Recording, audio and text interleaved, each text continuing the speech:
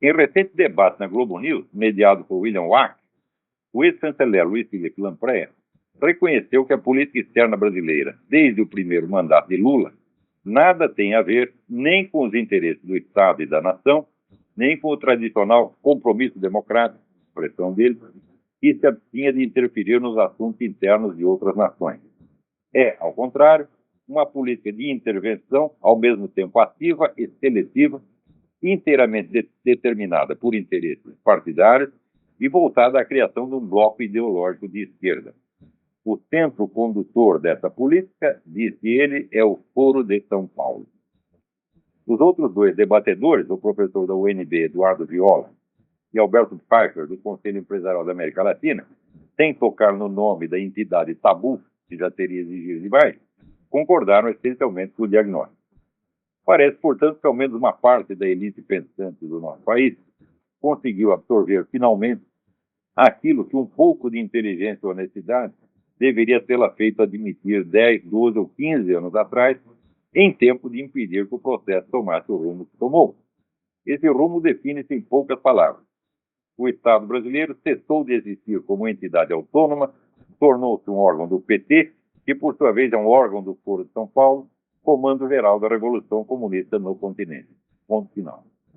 Ao definir a senhora Dilma Rousseff como, aspas, uma grande patriota da pátria grande, aspas, isto é, da América Latina governada pelo Foro de São Paulo, o generalíssimo Hugo Chávez Frías disse tudo.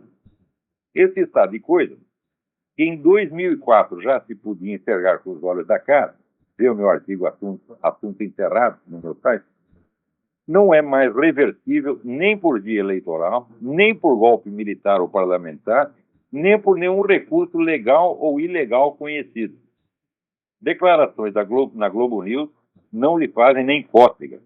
Mal passam de gemidos de impotência inaudíveis em Brasília, Caracas ou Havana. O Brasil continuará, pois, na marcha em direção ao controle total da sociedade pelos governantes iluminados. Estes só encontrarão pelo caminho 3 obstáculos que, no fim das contas, não obstaculizam nada. Primeiro, a inviabilidade intrínseca da estatização completa da economia.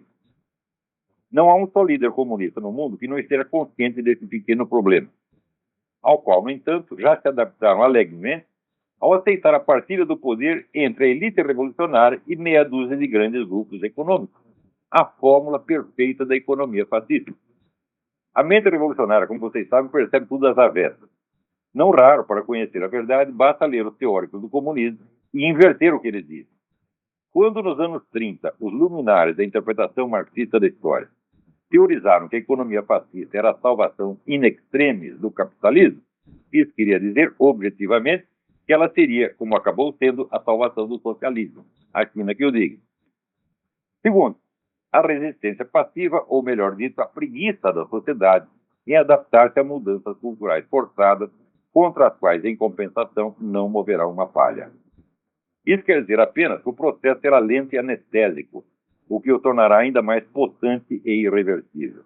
Não preciso lembrar a teoria da rã na panela, preciso. Não faltarão os clássicos buscadores compulsivos de pretextos consoladores, que tomarão cada nova simulação oficial de normalidade como prova de que tudo vai melhorar no dia seguinte, e assim ajudarão o processo revolucionário a encobrir-se daquela camada de invisibilidade que é, como já ensinava Gramsci, a fórmula mesma do poder invencível. Terceiro, dissensões internas no bloco revolucionário, que serão apaziguadas mediante concessões ora aos radicais, ora aos moderados, alternando a velocidade sem mudar a direção do processo. Sempre existe a possibilidade de que alguns cansados de guerra vejam a luz, mas eles são tão lentos, graduais e tímidos em mudar de ideia que previsivelmente estarão caquéticos antes de poder organizar-se em movimento sério de oposição. As únicas possibilidades de mudança de rumo são, pois, primeiro, uma intervenção divina. É sempre possível, mas a Igreja Católica praticamente inteira está empenhada em que semelhante desastre não sobrevenha aos queridos filhinhos que ela ajudou a colocar no poder. Das igrejas protestantes, umas descobriram a via petista para a salvação e estão felicíssimas, Outras esperneiam e vão contra perigos que não entendem. Já veremos alguma coisa sobre isso. Segundo, um giro de 180 graus na política externa de Washington, hoje devotada a promover a ascensão da esquerda anti-americana em toda parte. Não sei dizer se isso também é um caso para a providência divina ou se a iniciativa humana do Tea Party, dos Busters, ainda conta para alguma coisa. Terceiro, um renascimento cultural que restaure as capacidades normais de percepção nas elites falantes e, num prazo de 1 ou 2 gerações, torne possível a formação de um movimento popular de resistência, como se viu na própria União Soviética a partir dos anos 60. Isso requer, antes de tudo, uma grande literatura capaz de impor-se ante a plateia internacional antes de conquistar um lugar ao sol no país de origem. Quando o Brasil tiver os equivalentes de Alexander Solzhenitsyn, Osip Mandelstam, Vassili Grossman, Vladimir Bukovsky, Alexander Zinoviev e similares, talvez seja possível começar a sonhar com um futuro menos deprimente. Fora disso, tudo o que resta é a rã fazer votos de que a água da panela demore um pouco mais para esquentar. É exatamente o que todo mundo estava.